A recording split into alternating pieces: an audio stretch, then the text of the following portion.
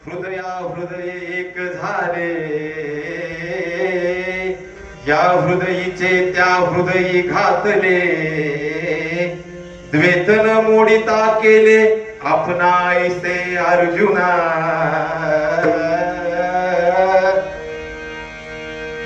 ज्ञानोबा काय सांगतात की ह्या हृदयीचे त्या हृदयी घातले,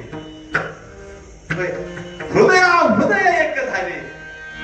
पण काय केलं? द्वेत मोडून दिलं नाही. द्वेत न मोडिता केले आपणा ऐसे अर्जुना. मग काय?